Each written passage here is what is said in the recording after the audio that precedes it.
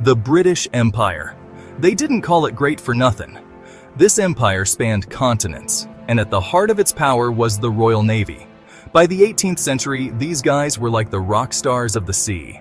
They were the elite force that everyone looked up to, feared, and respected. Picture this: hundreds of ships, sails billowing, cannons ready to rumble.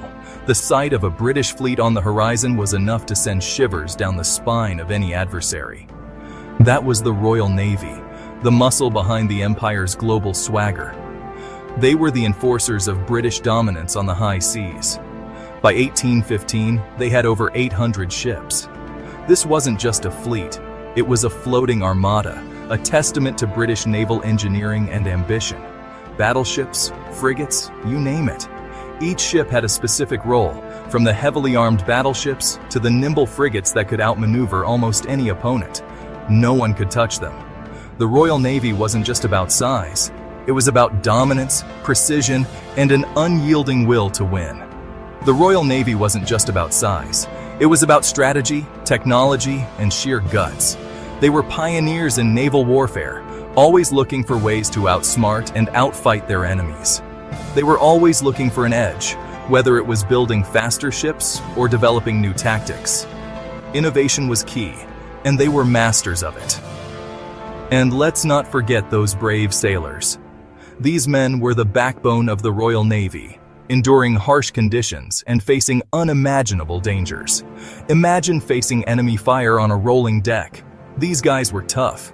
They had to be, to survive the brutal life at sea and the fierce battles they fought. No lifeboats needed here. These sailors were trained to fight to the last man, and their courage was legendary. This naval power wasn't just for show. It was the backbone of the British Empire. The Royal Navy's presence was felt in every corner of the globe, from the Caribbean to the Indian Ocean. It allowed them to control trade routes, protect their colonies, and project their power across the globe. The Navy was the lifeline of the empire, ensuring that British interests were safeguarded. Think of it like this: the Royal Navy was the ultimate wingman for the British Empire, helping them conquer hearts, minds, and maybe a few trade routes along the way. They were the silent guardians, the watchful protectors of British supremacy. Their victories were celebrated, their losses mourned, but their legacy endured. The Royal Navy was more than just a military force.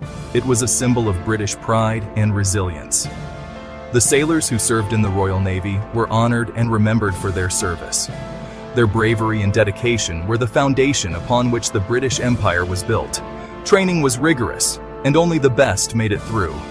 The Royal Navy's academies were renowned for producing some of the finest sailors and officers in the world. They weren't just warriors. They were explorers, adventurers who mapped uncharted territories and expanded the boundaries of the known world. Their innovations in shipbuilding and navigation set the standard for navies around the world. The Royal Navy was at the forefront of technological advancement, always pushing the envelope. Their strategic brilliance was unmatched. They knew how to use the wind, the tides, and the element of surprise to their advantage, turning the tide of battle in their favor. The Royal Navy's dominance on the seas was a key factor in the rise of the British Empire. They were the masters of the ocean, and their legacy continues to inspire to this day. Now, building this mighty fleet wasn't a walk in the park. It was a monumental task that required meticulous planning, immense resources, and a dedicated workforce. It took serious resources and manpower. The shipyards were the heart of this operation, where the dreams of naval dominance were forged into reality. Shipyards were buzzing with activity. Every corner was alive with the sounds of hammers, saws, and the shouts of workers coordinating their efforts.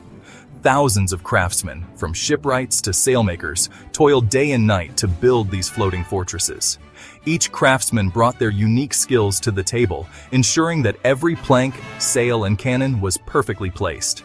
The ships themselves were marvels of engineering. They were designed to withstand the harshest conditions at sea and to deliver devastating firepower in battle. The HMS Victory, Lord Nelson's flagship at Trafalgar, had over 2,000 oak trees in its construction. This iconic ship was a testament to the ingenuity and craftsmanship of the time. That's a whole lot of timber. The sheer amount of wood required for these ships was staggering, and it all had to be carefully selected and processed. They didn't skimp on the firepower either. Each ship was equipped with an array of cannons, ready to unleash a thunderous barrage on any enemy. These ships were bristling with cannons, ready to unleash a thunderous barrage on any enemy foolish enough to challenge them. The firepower was a crucial element in asserting naval dominance. But it wasn't just about the ships. The true strength of the fleet lay in the men who sailed them. It was the sailors who brought them to life. These men were the backbone of the Navy, performing countless tasks to keep the ships operational. Life at sea was harsh. The sailors endured cramped quarters, bad food, and the ever-present danger of storms and enemy ships. Their living conditions were far from comfortable. Cramped quarters, bad food, and the ever-present danger of storms and enemy ships. Yet, despite these hardships, they remained steadfast in their duties. But these sailors were a different breed. They were resilient, resourceful, and incredibly tough. Their camaraderie and loyalty to one another were unmatched. They were tough, resourceful, and fiercely loyal to their ship and their country. Their dedication and bravery were the true driving forces behind the naval behemoth. These sailors faced countless battles, both against the elements and enemy forces. Their courage and determination were instrumental in securing naval victories. Many of these men were honored for their bravery and service. Their legacy lives on in the annals of naval history, a testament to their unwavering spirit. Today, the spirit of those early sailors lives on in modern navies around the world. Their dedication and resilience continue to inspire new generations of sailors. The lessons learned from building and manning those early naval behemoths have shaped the strategies and technologies of today's naval forces. From the shipyards of the past to the advanced shipyards of today, the journey of building a naval behemoth is a story of innovation, determination, and human spirit. And so, the legacy of these naval behemoths continues, a testament to the enduring power of human ingenuity and the relentless pursuit of excellence on the high seas. Let's talk about some naval throwdowns, shall we? The high seas have always been a stage for epic confrontations, where the fate of nations was decided by the clash of wooden hulls and the roar of cannons. The Royal Navy was no stranger to a good scrap, and they had their fair share of legendary victories. These battles were not just about brute force, but also about strategy, leadership, and the indomitable spirit of the sailors who fought them. One name echoes through the halls of naval history: Horatio Nelson.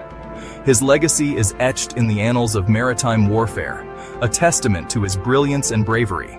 This guy was a legend, a true naval rock star. Nelson's charisma and tactical genius made him a revered figure, not just in Britain, but around the world.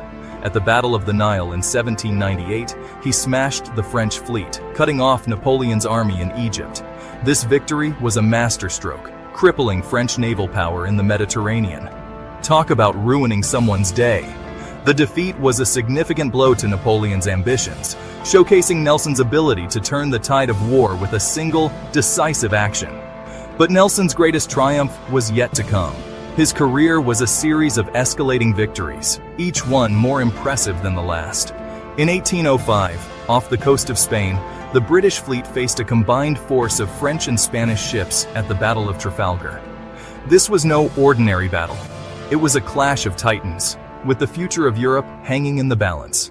The odds were stacked against them, but Nelson had a plan. His innovative tactics and fearless leadership would be put to the ultimate test.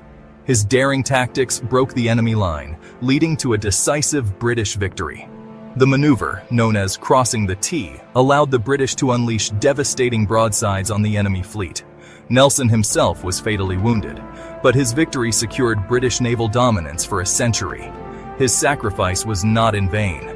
It ensured that Britain would rule the waves, shaping the course of history for generations to come. The Battle of Trafalgar remains a symbol of courage, strategy, and the relentless pursuit of victory. Section 4. Cannons roar.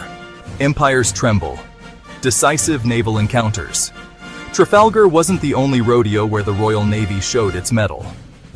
The 7 Years' War. The American Revolutionary War. The Napoleonic Wars. They were in the thick of it, racking up victories like it was going out of style. Take the Battle of Quiberon Bay in 1759. The British fleet under Admiral Hawke chased down a French fleet in a raging storm. Talk about dedication. The result? Another crushing British victory, further cementing their control of the seas. These victories weren't just about bragging rights, they had huge consequences. They allowed Britain to control trade routes, protect their colonies, and weaken their rivals. Each victory added another brick to the foundation of the British Empire. Section 5. Gibraltar to Singapore strategic bases and global reach. Now, imagine you're playing a game of Risk, but on a global scale. You need strategic bases, right? That's what the British were thinking. They established a network of naval bases that spanned the globe, from Gibraltar at the mouth of the Mediterranean to Singapore in Southeast Asia. These bases were like pit stops for the Royal Navy, allowing them to resupply, repair their ships, and project their power in every corner of the world. They were also vital for protecting British trade routes and keeping an eye on their rivals. Think of it like this. The Royal Navy had the ultimate loyalty program. Join the British Empire, get access to their global network of naval bases, and enjoy the benefits of their protection. It was a pretty sweet deal, at least for the British.